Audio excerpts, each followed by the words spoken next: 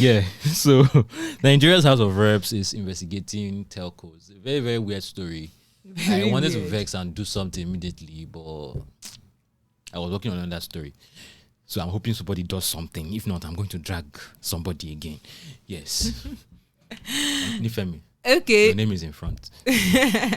Yeah. So yes, it's a weird story because it's like, okay, the legislators are saying the Nigerian telecommunications regulator is not doing their job.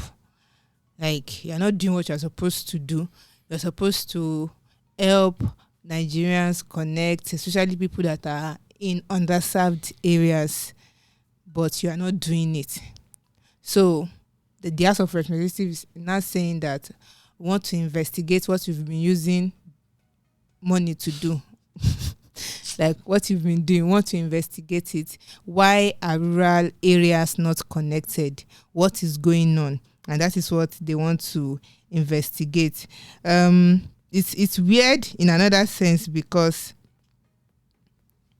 we don't really know what they are looking for, right? Because if they say they are not connecting Nigerians, they should be able to look at smart phone penetration or internet penetration and see the way it has risen in Nigeria since 2001, that mobile telecommunication started in Nigeria, right? So you should be able to look at the progression and see that, okay, more people are getting connected. I'm not saying it doesn't matter that mobile phone penetration, for instance, is not as much as it is in the rural areas as it is in the urban areas, which is normal in any society that has larger or more exposed urban settings, right? So, but I don't know what the motive behind this is, but it's okay. We've given you fund. We don't feel what you've done account for that fund, so we want to investigate what you are using the money to do. So, Emmanuel, who do you want to drag? Okay, so this is an interesting thing, right? The story dragging them for not connecting rural areas for me is funny. Mm-hmm. But when you now bring in the leg of USPF, the Universal Service Provision Fund, that is where things start getting interesting. Okay. USPF was like done a few years ago. I'm trying to remember the exact year it was done. Yeah, 2007. That's been existing since 2007, and it's like a special initiative to connect rural areas. So there's a reason why initiatives like this exist. There's no business case for the MTNs, the Airtels, the To main go ones, to those. to go to those places. There's no business case most of the time. Yeah, you might have people running solid businesses in those places, but are they enough? Do they even need as much internet connectivity as the city dweller? Mm-hmm. The person who is probably running that nice big Gary business just needs a phone call that works, right? Maybe not a smartphone most of the time. They may not be able to keep up. So a fund like this was meant to spread initiatives that will bring people to the Encourage. internet, to rural areas, to remote areas.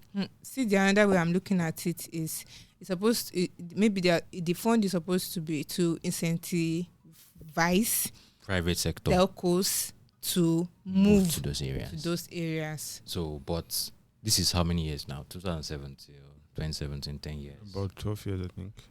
It's, Is my math 16. correct? it's almost 16 years, yes. Okay. That is how weird this. That's why I said the story was weird. The USPF fund, right?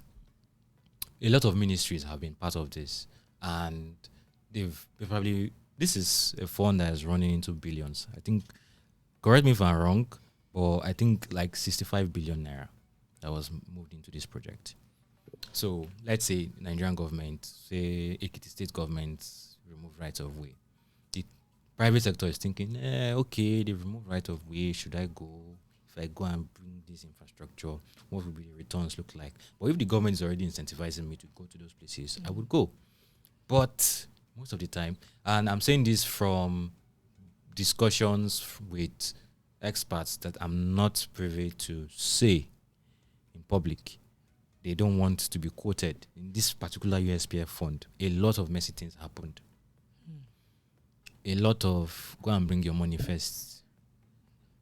Something that's supposed, the fund that's supposed to help them. So, For instance, now like satellite companies, yeah, right? They're supposed to provide internet. They're supposed to rival Starlink, right? they're supposed to be like main benefactors of this fund. But are they giving them, are these satellite companies accessing this fund? Right? Yeah. So, yes, maybe you don't have enough money to give main one to lay fiber all the way to those rural areas. But those satellite internet companies. They're the ones that are supposed to.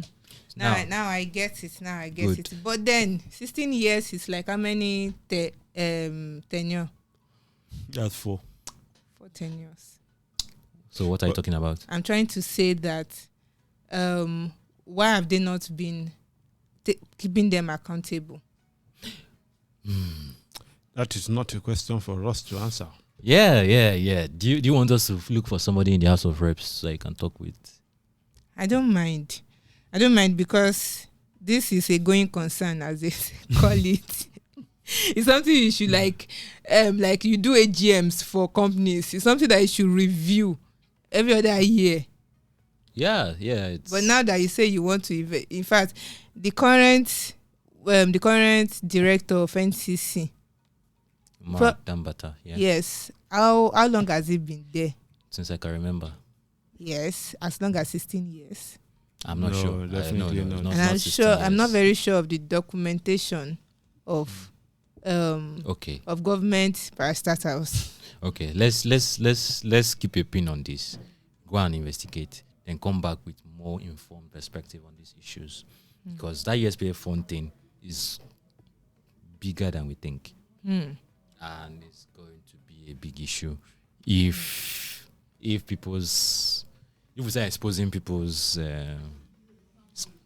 cupboards, yeah, there are skeletons in the cupboard. But yeah, that's an interesting one. The government is basically saying, hey, you guys, we approved the fund to get to rural areas. What's happening?